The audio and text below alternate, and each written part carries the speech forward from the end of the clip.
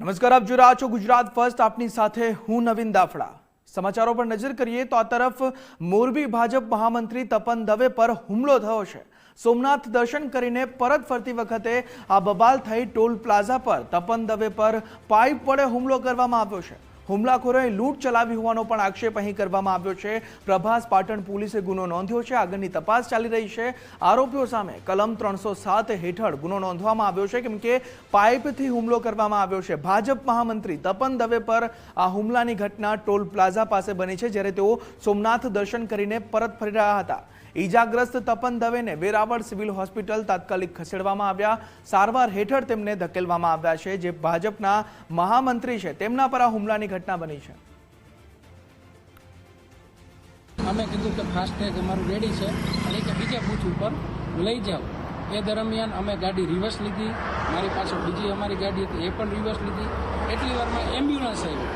Ambulance siren વગાડતી આવી એટલે અમે રસ્તો કરી દીધો એમ્બ્યુલન્સને જવા માટે, અને એમ્બ્યુલન્સ ત્યાંથી નીકળી ગઈ. એટલી વારમાં 5-7 ગાડી જે છે એ પાછળ આવી ગઈ. ત્યારે અમારી ગાડી રિવર્સ જાય એવું હતું નહીં, 5-7 ગાડીને આમ ફરીને જવું પડે. પણ મને ખબર નથી, એક પ્લાસ્ટિકનો પાઇપ લઈને આવ્યા અને પાઇપ મારા ઉપર માર્યો, મારા માથાના અહીંયા ભાગે વાગ્યો, અને આગળથી પણ પાઇપ જે પ્લાસ્ટિકનો હતો માર્યો. અને અમારી સાથે જે ભાગીદારો હતા એમને કહેતા હતા કે ભાઈ તમે ઝઘડો ન કરો, જે હોય શાંતિથી વાત કરો. પરંતુ એ કોઈ માનવા તૈયાર નથી. જીવનમાં ગુજરાત સરકારના નાયબ મુખ્ય દંડક જગદીશભાઈ મકવાણા સાહેબ આવ્યા. એમની હાજરીમાં પણ જેમ ફાવે એમ બફાટ કરતા હતા.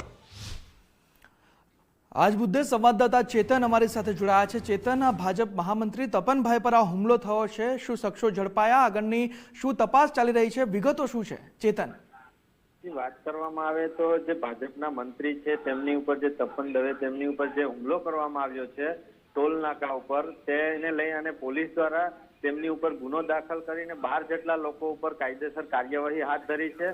અને આગળના સમયમાં આવી ઘટના ન બને ટોલ નાકા ઉપર, તેના માટે પણ ગીર સોમનાથ જિલ્લા પોલીસ વડા છે તેમના દ્વારા પણ ખાસ સૂચના આપવામાં આવી છે. અને કાયદો અને વ્યવસ્થા જળવાય તે માટે આવા જે અસામાજિક તત્વો છે અને જે ટોલ નાકા ઉપર જે અવારનવાર આવી જે બબાલો કરતા હોય છે તેની સામે સ્ટ્રિક્ટલી પગલાં લેવામાં આવી રહ્યા છે.